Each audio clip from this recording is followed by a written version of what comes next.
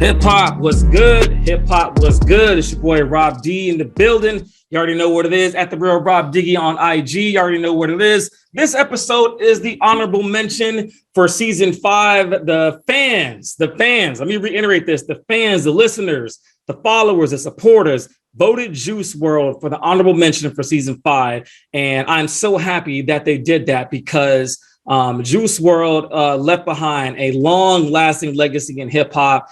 And brought a lot of awareness to what we all should be listening to when it comes to the youth. And we're going to talk about that in this episode. Lots of things going around right now. Right now, today is, let me see, it was just past 420, so it's 421 now. So shout out to everybody listening, following, supporting. This has been a great ride, great season so far. So thank you all for supporting us and pushing us and moving us and all that good stuff, man. You already know what it is. But my special guest today needs no introduction, actually. This is VGE Frost, or Frosty for short. He has been on the platform. This will be his second time on it, or third time on the platform, second time as a guest. He was on the show with Eminem, which actually was our most watched episode of last season. So one of the most downloaded, the most watched episode of last season, VGE Frost was a part of that legacy. So VGE Frosty, or Frosty, decided to come back and share his thoughts and his sentiments for the beloved Juice. And we're going to bring Frosty in here so you all can meet him, see him, feel him, all that good stuff, man. Frosty, what's good, big homie? Talk to the folks, man. What's happening, bro? Hey, what's going on? We back at it again. We back at it. Thank you for letting me be on again, man. We did Eminem a good service, and I hope we could do my boy Juice a good service as well. So word, man. And on top of that, man, we're gonna pour one up for Juice. And all the others we lost to hip hop. First off, I got to say rest in peace to the DJ K Slay, who lost his life to COVID this past week. Beloved DJ, beloved staple in hip hop. This one's for you, DJ K Slay, for sure, and to Juicy. And we got to get into the facts real quick. You already know how this works. The platform, we get the facts out first before we talk about the opinion. Let me pour one up real quick. You already know what it is. I got to get the hen dog in me. But nonetheless, Juice Wrld, real name, Sherrod Higgins, or Mr. Higgins, what I like to call him when I was going through the studies this week. One-time American Music Award winner, one-time Billboard Award winner, one-time iHeartRadio recipient.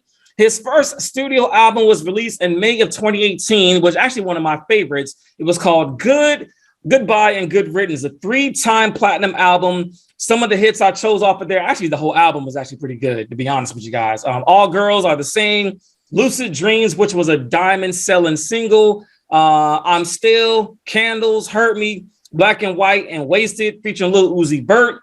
And then a year later, in March of 2019, he dropped, was it Death Race for Love, was a double platinum album, released in March of 2019. That one had that was a lot of hits as well too. Maze, Demons, featuring Brett Fayez. I'm a huge fan of Brett Fayez. Fast, Robberies. I love Syphilis. I love B-Knees. Those are some of the joints that I picked off of there. And he did some features also during this time. So he was on No Bystanders with Travis Scott, Yacht Club with Lil Yachty, PTSD with G Herbo, which was a dope-ass song, by the way.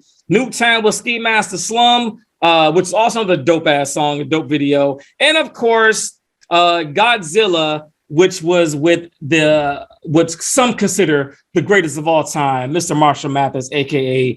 Eminem, also known as Slim Shady, which he dedicated the video to at the end to the life and memory of Juice Wrld. So that is the premise of our discussion today, ladies and gentlemen. So thank you all for joining us for this honorable mention show. And Frosty, I don't even know where to start, man. So let's start with this. Let's start from the beginning. How did you feel when you first heard a Juice Wrld song or track? Do you remember which one it was, or how did it make you feel? So I remember specifically, I was working for an organization I no longer work for. One of my coworkers put me on. And he's like, bro, you got to check out this dude, Juice Wrld. My boy Tyler put me on. He's like, you got to go listen to this dude, Juice Wrld. And I can't remember what the first song I would have went and listened to was, but I want to say this was in 2018. So this was like right at the peak of like when Juice started getting popular. I don't even think Goodbye Good Riddance had released yet. Okay. Like, so I think I was listening to him on like SoundCloud. I was listening to like his early SoundCloud stuff to start out with. And it was probably All Girls Are the Same or Lucid Dreams was probably one of the first tracks I heard. Right. How did it make you feel? How's he so when you heard, you know, All Girls are the same or Lucid Dreams, how do those songs make you feel? I want to get to the feeling of how those songs resonated with you, and then I'll share my thoughts. So I had just gotten out of a relationship that had really broken me to the core in a way that I don't think I've ever been broken before. And so just to hear like the things he was talking about, and like I was literally going through some of the exact same things he was talking about, and the man's voice, like his melodies are untouchable and out of this world. Like, I don't think I can name another person who can put melodies together in just such a beautiful way as Juice does. No, I agree. I think for this age of hip hop in the 2010s, there was a lot of changing and shifting of the sound and the culture. And I think the changing of the guard started to happen toward the end of the 2010s. Like you mentioned, 2018, 2019, maybe even 2017 also. A lot of the new hungry Thundercats were starting to come up. And I mentioned that because, you know, Juice Wrld, you know, he was different. I mean, I think he was from the Midwest, from Chicago originally. So he represents the Midwest. And he was actually going to be, I don't know if you know this, Frosty or not, but he was supposed to be on the freshman class for XXL in 2019, and he turned it down. He turned it down. And I always thought about that. I was like, why did this guy turn down this wonderful opportunity to put him into the limelight? And he was like, I don't need that shit. That's exactly what he said. I don't need that shit. I don't need XXL to catapult me to where I'm. And to make it so bug, he was already out by that time. He was already sizzling. His album came out the year before. So it almost was like as if like XXL recognizing him now was almost like, not saying the slap in the face, but it's like he was already out. He was already, I mean, Lucid Dreams is already out. I mean, we already knew about Juice Wrld. So why put him in the freshman class a year later when the kid was already hot? So he turned it down. But nonetheless, I say that to say this, that Juice Wrld, when I listen to Lucid Dreams, he just takes you to a whole different fucking place, man. Like he paints a picture so vivid, so lucid, right? I mean, so a play on words there. So lucid that you almost feel engulfed in what he's feeling, his emotions, his melodies. He puts you there. And one of the things that I definitely want to mention in this episode is, you know, if anybody knows the story of Juice, Juice was going through a lot. He was going through a lot since he was about 14 years old, always into drugs, the use of drugs and things like that. He used it as coping mechanisms for things he was going through. So Frosty, talk to me about that. Talk to me about substance abuse and hip hop artists and how it affected Juice and his artistry. So one thing I want to touch on real quick before we get into that about Lucid Dreams, what a lot of people don't know about Lucid Dreams is that is like Juice WRLD's least favorite song. Like, he hates that song, like with a burning passion. He hates that song. Big facts. It was also 19 years old, 15 minutes. 15 minutes is all that song took, and it went it went diamond. Yep. Like that's insane. Insane. Yeah, I agree.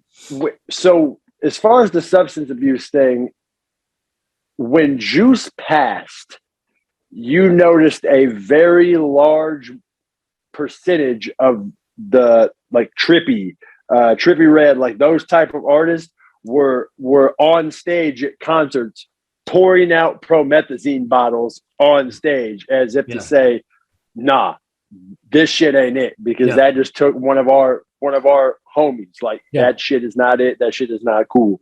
And kind of stopped promoting like that type of music ever since Juice passed.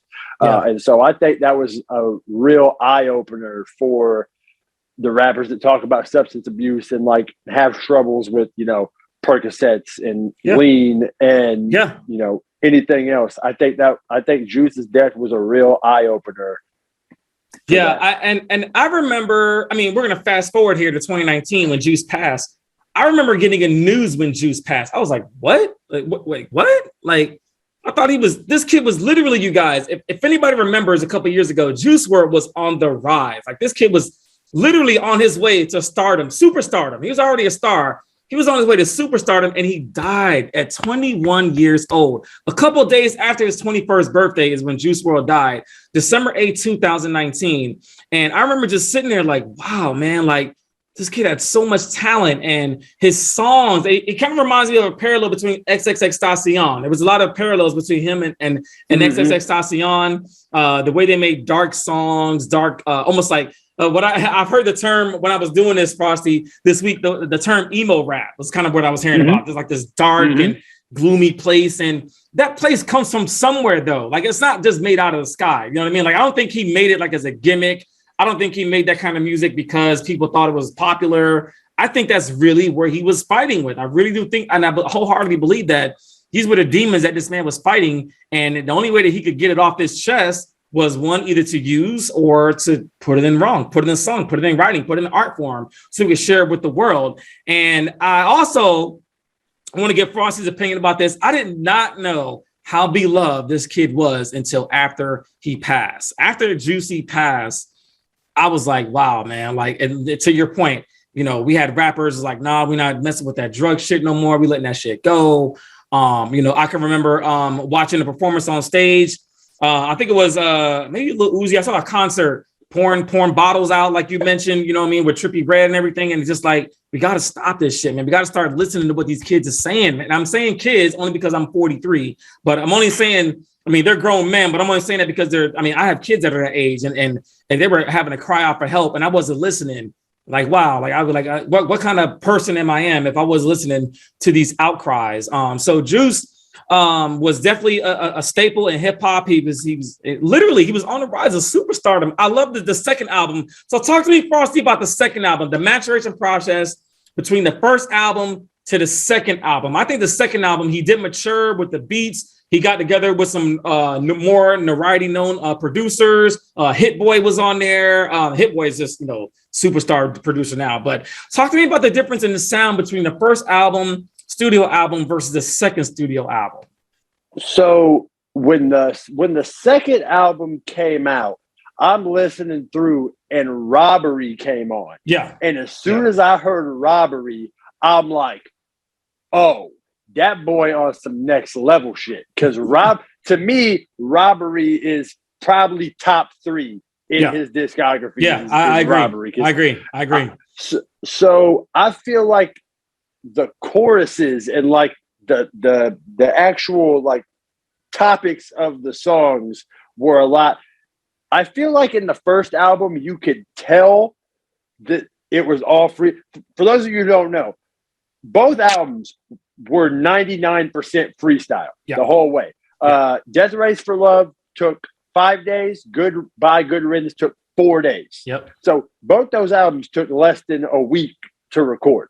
And I think you could definitely tell more from the second album that in the second album, it didn't seem like they were freestyles as much. Right. Whereas in the first album, you could definitely tell. But in the second album, when you actually go back and realize they were all freestyles, you're like, there ain't no freaking way he freestyled all that because those choruses were fire. Yeah. Choruses mean Robbery, Robbery, Empty, Flaws and Sins. I think Flaws and Sins is another top 3 song of his. Yeah.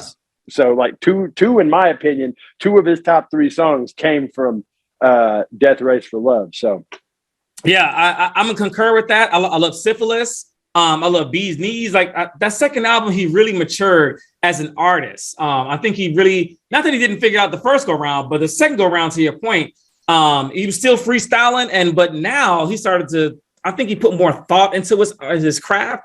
And you hear that in the second album. You hear the maturation process from him to the second album. But man, did this kid do some features. I mean, he got so many features, Frosty. I couldn't even write them all down, man. I couldn't even keep count of all the features. So what is your favorite feature that Juice did before he passed?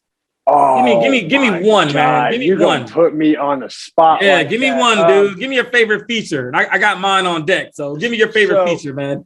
So I feel like when you think Juice, you don't think hype. Like hype turned up, but goddamn, Nuketown. Yes. With Ski Mask. Yes.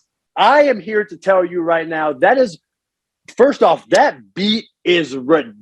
Yes. Like that is probably one of my top 5 favorite beats of all time when it comes to hip hop. That was my pick too, matter of fact. That was my pick too. and then Juice just comes on there screaming his ass off at the top of his lungs. Yeah. Ski Mask goes crazy in that song too. Yeah, he goes hard. Ski Mask got one of the craziest flows, in my opinion. No, I agree. He definitely goes hard. He goes hard himself, but then Juice is like yelling and screaming. It's almost as if you're watching I remember watching a music video. It's almost as if you're watching a rock video. You're like, what in the hell? Like all these things are going on, but they are going so. And that was my pick too. So we're here, brother. That was my pick as well. I just want to get your thoughts. But Nuketown, and the first time I heard Nuketown, actually, ironically, was probably sometime last year, and then I got reintroduced to it this week with my son. Shout out to my son for reintroducing me to the song. I was like, yo, like why don't I remember this? Why don't I remember Ski Mask going so hard and Juice at the end just polishing it off? I was like, what was I thinking? Like, so for y'all don't know, go back and listen to Nuketown just one time and you'll see the energy that these brothers bring to that. Oh my God, it's unmatched energy these brothers bring to that joint, man. Now, if I had to pick a different one other than Nuketown, since you also picked Nuketown, I also feel like some of his stuff with like that song with Ellie Goulding, that Without Me song, that radio song. Yeah. I feel like that verse, for most of you who don't know, there is two different versions of that song. There is a radio version and then there's an album version. Okay. If you have only heard the radio version of that song, you need to go listen to the album version of that song because, oh my God, there's like probably 8 bars that get cut off of the radio version because he's talking about suicide in the album version. But my God, man, like, you don't think it's pop music. I'm not listening to that. Go listen to it. Without Me with Ellie Goulding and Juice Wrld. I'm telling you, man. Won't be disappointed. Word.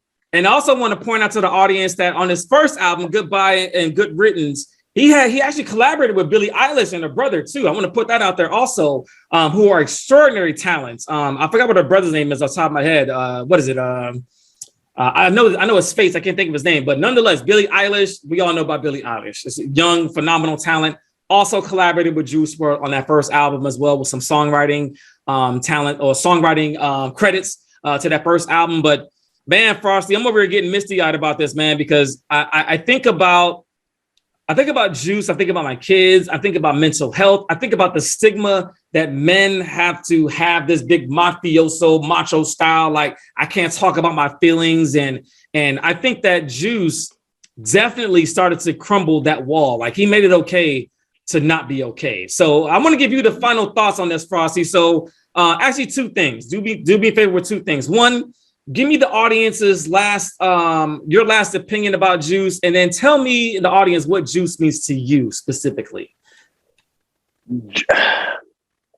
It would be very hard to put into words what Juice means to me. I don't think I could have discovered Juice at a more perfect time.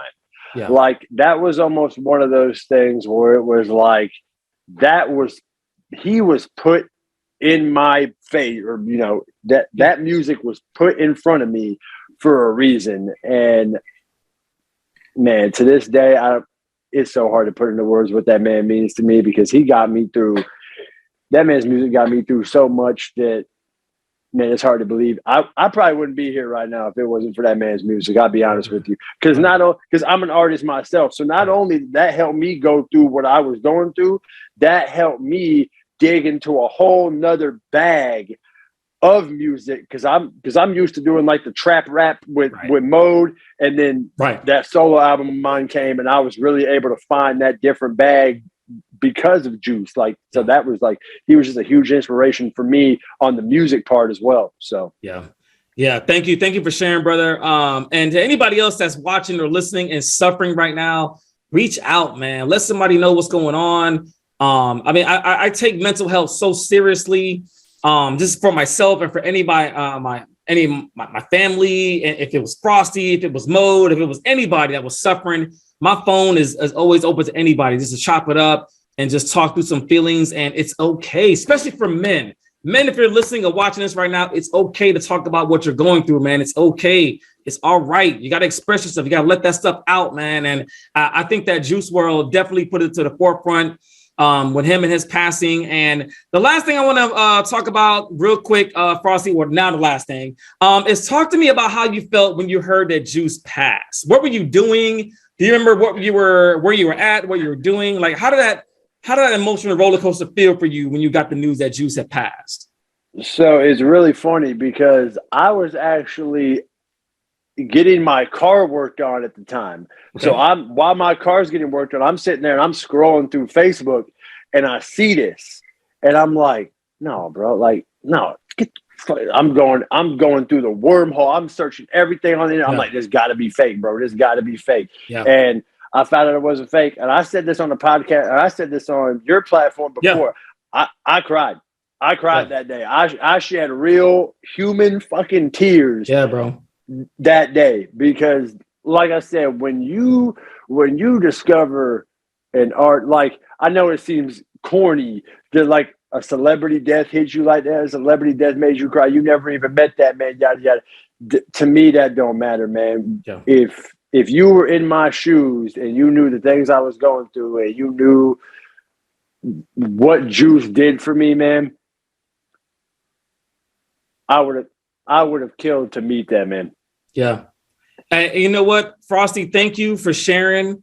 And I think you're not alone in this. I think there's a lot of this kid has a fandom that is so deep, so wide, worldwide. He is beloved. And I was telling this to Frosty, you guys, don't kill me for this. He's probably like, oh snap, here we go. I was thinking when I was listening to Juice this week, you know, I thought about Pac. I don't know why. I was thinking about Tupac, not because of I'm not saying that Juice Wrld is Tupac. It's not what I'm saying. What I'm saying is that Pac had so many different sides of him, so many different emotions. He had, you know, he had his thug life. He had that, you know, that macho style. You know what I mean? He was a thug. He was a gangster. That persona. But he also had a softer side too, and he had those mental demons he talked about against me against the world. I'm thinking about that album specifically, and when I think back to that Pac and think about Juice, yes, are they different? Of course. Are their styles different? Of course. But the mind state is what I'm thinking about. The mind state, Frosty, is what I'm trying to get at, because Pac talked about, you know, I'm suicidal, so don't stay near me. Like, he was thinking about these things while he was in jail and going through all of his demons. And Juice Wrld was doing the same thing, man, but it's just on a 2019 version of going through things and putting it on tracks for people to listen. And I think, to your point, Frosty, but at the end of this, I think Juice Wrld saved a lot of other lives to along with yours as well, too, man. So salute to you, brother. Thank you for disclosing. We want to get more men on here to talk about their feelings and talk about what they're going through. It's okay, guys. I'm a huge advocate for that, but we got to start wrapping things up, ladies and gentlemen. And how we have been doing throughout season 5, if you all have not been paying attention, is doing a hands up, don't shoot salute for the late, great Daunte Wright, who lost his life last year due to social injustice. Daunte Wright, I'll just reiterate what the story was with Daunte Wright. He was killed by Officer Porter. And that was a story, Frosty, if you remember, where she pulled out the gun instead of the taser and shot Daunte and killed. That was Daunte's story. Okay. Yeah. So we're dedicating this entire season to Daunte. So Frosty, if you could join me with a hands up, don't shoot salute. So put your hands in the air one time for me. I'm going to say hands up. You're going to say don't shoot. We're going to repeat that chant 3 times to keep the life and memory alive for Daunte Wright and all the others that we have lost to social injustice. So Frosty, one time, hands up. Don't shoot. Hands up. Don't shoot. Hands up. Don't shoot. Rest in peace, Daunte. Continue to look over us and bless us and all of the others that we have lost to social injustice in the United States of America. However, Frosty, man, like, this was probably one of the most heartfelt episode I think I've ever taped. I'm over here almost fighting back the tears right now, listening to you, listening and thinking about Juice. And actually how did he get his name, Frosty? How did he get his name? Where's his name come from? So he was if I remember correctly. So I don't dive this far back. So Okay. I remember he used to go by Juice the Kid, Right. and it's because something with when he was rapping at his cafeteria lunch table, and I don't know. I remember the whole story, but it's got something to do with cafeteria lunch table, and they used to call him Juice the Kid, and then it turned into Juice Wrld, and It's all good, man. He's had like five different stage names, like for real. So for y'all that don't know, Hard to keep up. Why I draw the parallel between Tupac and Juice Wrld, because Juice Wrld, the word juice comes from the movie Juice. The movie that Tupac was in. That is it. That is it. I knew you had it in there, man. I knew you had it in there, bro. I knew you had it in there. Frosty, who are your shout outs going to this week, my good sir? Shout out to you as always, because I have a freaking blast every time I come on this podcast. You are just a great individual. Keep doing what you're doing. Shout out Zach Mode, partner in crime. We got more music coming for y'all very soon. Shout out to homie Tyler for without my homie Tyler putting me on, who knows? I might not even know who Juice Wrld is. You know what I'm saying? So and then just shout out to the homie Juice, R.I.P. man. Word, man. Juice, man. My shout outs are short. Shout out to you, Frosty, for coming on, sharing your story with us, man. I really thank you, man. And I mean that wholeheartedly. I'm not just saying that just to blow smoke. I don't do that. I really thank you for telling your story to the audience and pouring your heart out and how you resonated with Juice and the story. There's a lot of others just like you, man. I promise you, this is going to get a ton of views because a lot of people love this man to death. So thank you for sharing your story, Frosty. Shout out to Mode. Shout out to Dion. Shout out to DB Entertainment, the whole clique, the whole crew. Shout out to my family. Shout out to everybody that's following, supporting, and watching every single week, man. Continue to push us and this platform forward. And shout out to mental health one time, man. Like it's okay to seek out help. It's okay to talk to your feelings. And I'm gonna pour one up one time, one more sip for Juice. And then if you get the opportunity, you or anybody on here, if y'all got HBO Max, definitely go check out that documentary, Into the Abyss, Juice Wrld Into the Abyss. Right. Definitely check out that documentary if you're interested in learning anything else about that man's life. It is heart-wrenching and it is a tearjerker because they show some wild drug use and a lot of the stuff that he was going through in that. But I think it's definitely a good thing to watch to definitely understand what he was going through and the demons he was fighting. So. Absolutely, man. Absolutely. So ladies and gentlemen, we're going to leave it on that note. Y'all know the slogan, stay safe, stay humble, stay hip hop. 100, man. Peace. We'll see y'all soon, man.